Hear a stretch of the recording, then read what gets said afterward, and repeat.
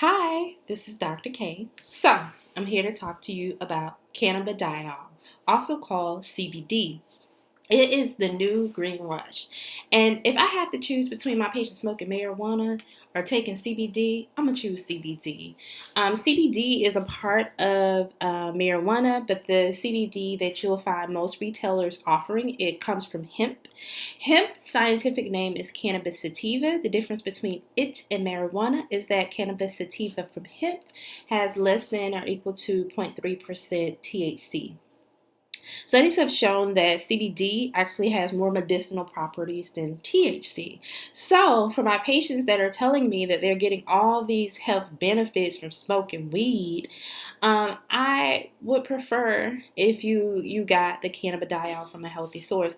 There's a lot of misinformation out there concerning cannabidiol. I do not believe that it is the holy grail. I do not believe that it is the heal all herb or oil.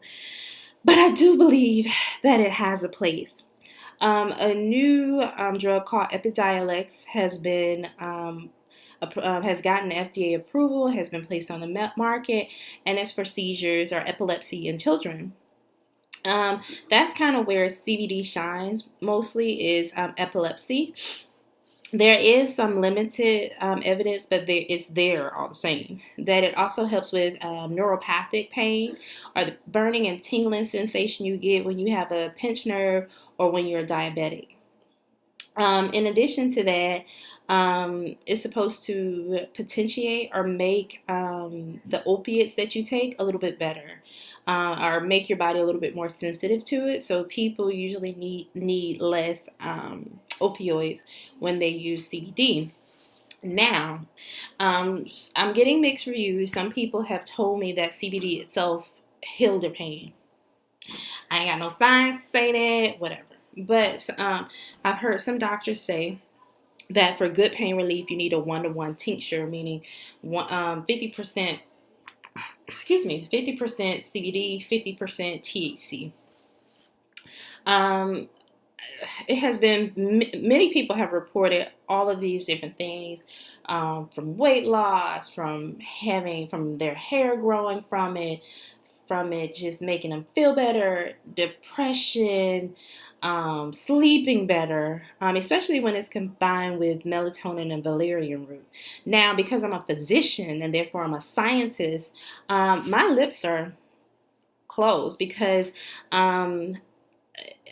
it works against my license and what I stand for, to say that something can cure, treat, or heal a disease if there's no evidence or science behind it. The evidence is for the seizures, neuropathic pain, and pain. There's growing studies, but it's not many studies in humans. They're more so in mice and animals that show it helps with all of the rest of the stuff, from the weight loss, the insomnia or problem sleeping, anxiety, and depression. And it has something called social proof, meaning that a lot of people are saying that it works. So why is Dr. K interested in CBD? Because I know my patients and I know a lot of y'all are smoking weed or what have you, but not only that, I just feel like, hemp is a great plant with a lot of medicinal properties that I believe. And we invest a lot in these different herbs and drugs or what have you. And so why not try this one? And the history of Cannabis Setiva is so rooted in racism or marijuana, and it angers me because this is a new generation. And although we still got a long way to go, we're just letting go of some of that old bull crap. So, if you don't know, marijuana or cannabis was in a lot of different drugs, like late 1800s, early 1900s. And then after the Mexican Revolution, sorry if it's not a revolution, I know I'm okay with history, but not great. There was an influx of Mexicans. And what they brought with them is recreational use of marijuana. And back in the day, we called it cannabis, but to kind of tie it to Mexicans, we started saying marijuana.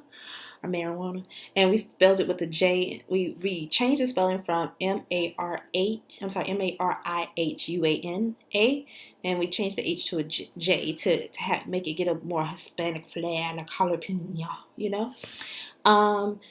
And with that, you got a group of people that equated recreational marijuana to Mexicans and some blacks, especially jazz musicians, and they started putting out all of this bad press about it. And then you have the movie Reefer Madness, and that kind of put like a nail in the coffin.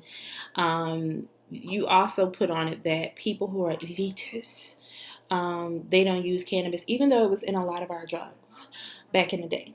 And some of the issues with the back in the day cannabis is that sometimes because you didn't really have the FDA, you didn't really get cannabis, you got some other crap. But now we have a whole system for it. We can monitor it better. We can find out if everyone who's been smoking it for all these years can say that it has all of these medicinal properties. But anyways, marijuana got taxed very heavily, which led to it being basically illegal for recreational use. Then you got Nixon's war on drugs, which scheduled it as a Schedule I drug. With him doing that, it made basically marijuana more, the illicit marijuana is more dangerous than cocaine. Some of the issues that I have with the marijuana now is that it's not the same thing from back in the 60s and the 70s. You're getting a heap more THC in it, which is causing more psychoactive effects, and you're getting more ER visits because of this, because people are breeding it for the high, not really the medicinal properties, which makes Dr. K not happy.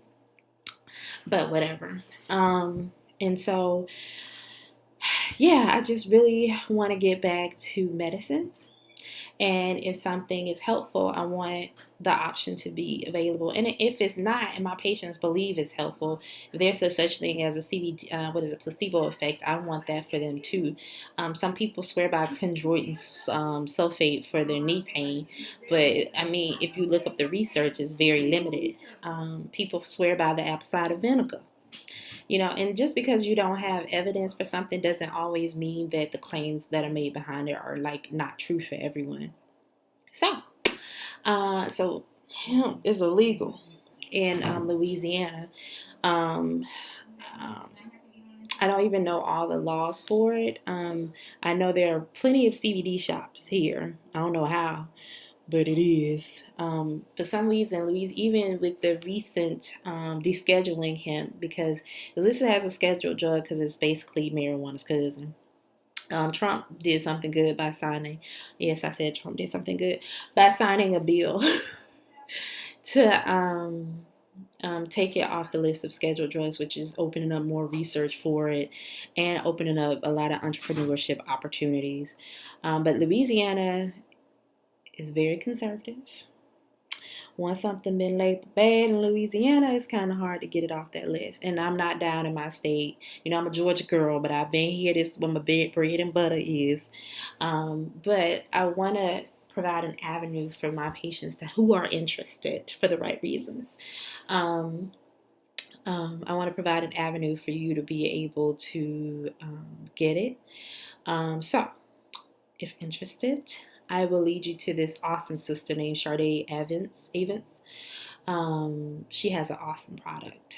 I don't even know if I can do that, but I'm taking a chance that I can, because if you're going to do it anyway, I want you to do it right way, and I don't want you to get hurt, and I don't want you using something with a whole bunch of heavy metals, pesticides, something that's going to make you sick. So who going to check me, boo? Y'all don't have nobody knocking on my door. Y'all know I'm scary. I just talk a lot.